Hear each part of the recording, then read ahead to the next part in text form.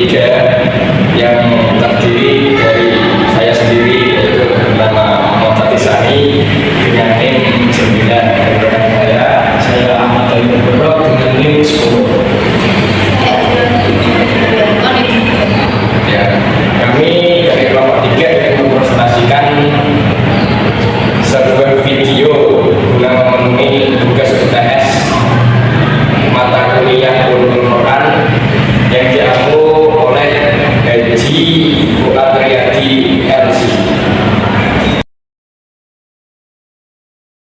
Baik, di sini saya akan menerangkan seorang tokoh ulama ahli tafsir yang terkenal, yakni Fakhrur Ar-Razi.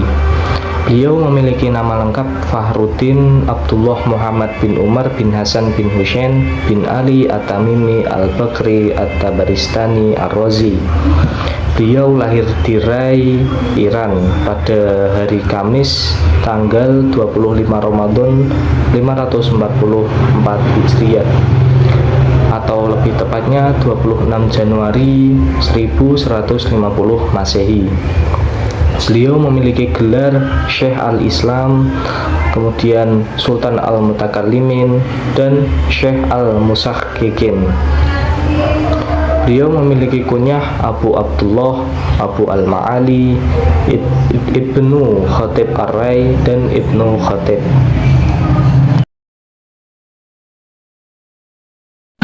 Baik, selanjutnya adalah perjalanan menuntut ilmu dari Fakhrur Ar-Razi. Awalnya belajar ilmu-ilmu dasar Al-Quran seperti tajwid dan tata keluar hurufnya marijul huruf, serta bacaan-bacaan tunggal yang ada di dalam Al-Quran atau ghaib. Ia belajar fikih dengan dialektika yang ada di dalam diri sendiri kepada ayahnya, sehingga ia bisa memahami banyak konsep-konsep fikih mazhab Syafi'iyah dan menghafalnya. Setelah wafat ayahnya, Fakhrur Ar-Razi melanjutkan studinya dengan berguru kepada Imam Al-Jaili di Maragi, Iran. Di bawah bimbingan Imam Al-Jaili, ia berhasil menghafal kitab Asy-Syamsil dengan sempurna, sebuah karya Imam Al-Haramain yang membahas ilmu kalam. Fakhrur Ar-Razi tidak puas dengan apa yang telah ia capai. Kemudian ia mengembara ke berbagai kota untuk mempelajari berbagai ilmu. Ia ke kota Khwarizmiyah dan kota-kota besar di Khorasan untuk meningkatkan pengetahuannya. Meski lelah dan tua, ia tetap belajar dan mengkaji kepada para ulama. Baik, selanjutnya ada guru-gurunya. Guru-guru utama Fakhrur Ar-Razi termasuk ayahnya adalah Imam Diyauddin yang memberikan dasar-dasar ilmu agama.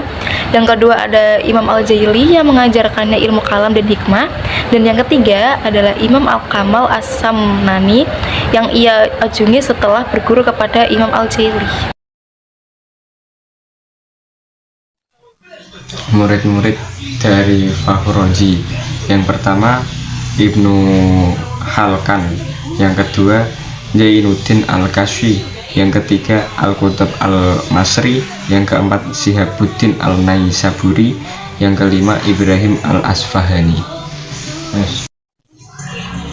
Karya-karya dari Fakhrur Razi, yang pertama yaitu Mafatih Al-Ghaib, yang kedua Lawami Al-Bayyinat, yang ketiga Ma'alim Usuluddin, yang keempat Muhasil Al-Mutaqaddimin wa Al-Mutaakhirin min Al-Ulama wa Al-Hukama wa Al-Mutakallimin, yang kelima Al-Sir Al-Maktum fi Mukatabah Al-Nujum.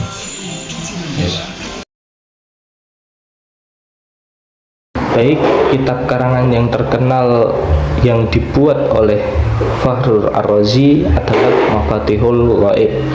Kitab tafsir ini terdiri dari 16 jilid. Dalam tafsir ini, Ar-Razi berupaya mencurahkan segenap ilmunya sehingga tafsir ini memiliki karakteristik yang berbeda dengan kitab-kitab tafsir lainnya.